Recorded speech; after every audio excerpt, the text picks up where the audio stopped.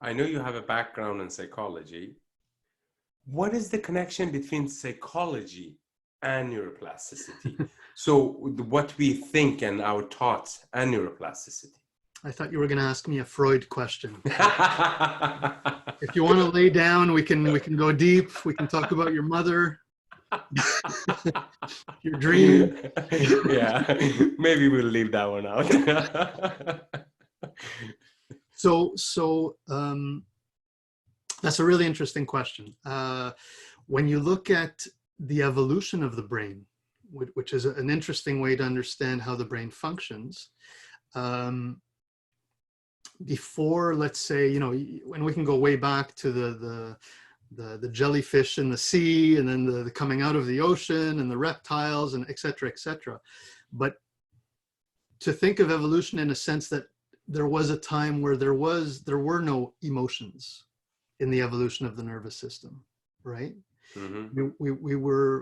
There were creatures, multicellular organisms that had nervous systems that could move, that could interact with their environment, but they didn't have emotions. The circuitry just hadn't evolved yet. But when we look over millions of years, how these species then developed new circuits, they basically built those circuits on top of the already existing circuits that allowed movement. So movement and psychology are intimately linked. We talk about emotion. Oh, wow. Right. So you can't have an emotion. You look at actors, or you look at a picture of somebody's face. You can tell if they're happy or sad based on their muscular tone on different muscles in their face, right? Facial expression. Right. If you're angry, if you're depressed, not only will it show in your face, it's going to show in your body. You look at these fantastic actors who really know how to, react in a confident posture or a very, subdued, depressed posture. These are emotional manifestations in a physical nature. How can you have an emotion without having a muscle contraction somewhere in your body? It's emotion. No, really. It's emotion, right? So yes, there's an intimate link, and we understand it better through evolutionary neurology, and we understand it also by understanding this connection with limbic centers or different emotional centers and circuits in the brain, and how they react or how they connect to the body. Amazing. So that's the main reason why they say with exercise and movement, neurotransmitters are secreted in the brain that makes you feel better, makes you more happy, makes you more present, I should say. Absolutely. No one can deny that they feel better after exercising, unless they're exercising incorrectly. You should feel better after exercising, much like people feel better after getting adjusted. That's a neurological phenomenon. Feeling better is a neurological phenomenon. So of course we have an impact on the brain by doing adjustments. It also gets interesting if you continue this evolutionary story and say, well, we have the brainstem, we have these basic movement parameters. From there we evolved to have emotions, and from there we evolved to have thought and cognition. And it's interesting how exercise, it's not an uncommon thing to say, I went for a walk and the answer came to me. Right? Yes.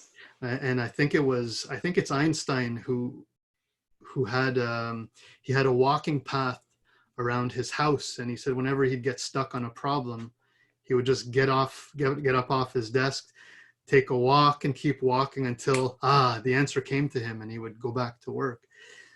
So again, this potential impact that we can have on people's emotional state, on their cognitive state, their clarity in thinking, it gets really, really exciting, and we're really at the brink. We're at the starting point in research to help us understand these mechanisms better, even though they're observed on a day-to-day basis by the average chiropractor. It's amazing that You know, you hear all these talks about goal setting, mindset, and being present and understanding your higher self and trying to elevate yourself to a higher self, how it has effect on our neurology and on our brains, which is easily explained with what you just said about the evolution and how the whole system is built on top of each other. So they're very interconnected. Of course, and that, you know, that's another thing that we're understanding more and more is how the brain is interconnected. Like it takes all your sensory information, it takes your memories, it takes your general emotional states, it takes your intelligence, your sense of ethics, and it creates your own reality. You know, your brain actually creates your reality, and one of the most liberating things about neuroplasticity is that because the nervous system is changeable, you can change your reality. So it really comes into what you're saying as far as, you know, things like meditation, things like, you know, goal setting and all these other things that are more cognitive in nature, literally change how you see things.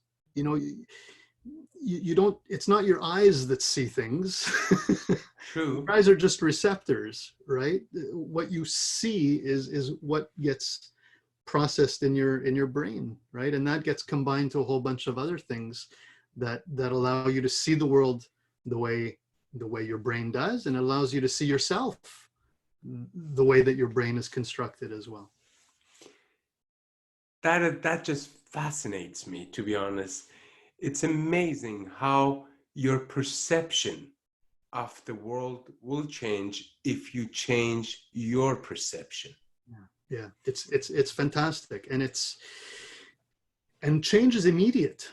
That's another beautiful thing about neuroplasticity, you know, and you've probably seen these kind of visual illusions. There's a famous one of the duck and the rabbit. You know, you look at it one way and you see a duck, and then you kind of look at it another way and you see a rabbit. It's immediate. Your perception can change very easily, and you know, if you look at it and you say, well, I only see a duck, and then someone comes around and say, no, see, look, here's the rabbit, there's the eye, there's the ear. Ah, now I see the rabbit.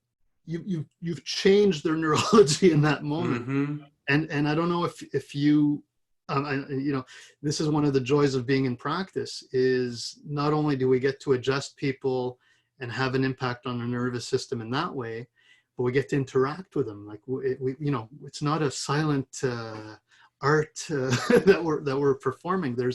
We're discussing, we're talking, and sometimes, you know, you can just say a simple sentence, or you can say a simple story to a patient, and it can have a dramatic influence on how they see things. And you say, oh, gee, I never thought of it that way, you know, and it's a wonderful thing. It's a wonderful thing. That's one of the joys about being, you know, a chiropractor. We've got the most wonderful job in the world, right? We truly are blessed.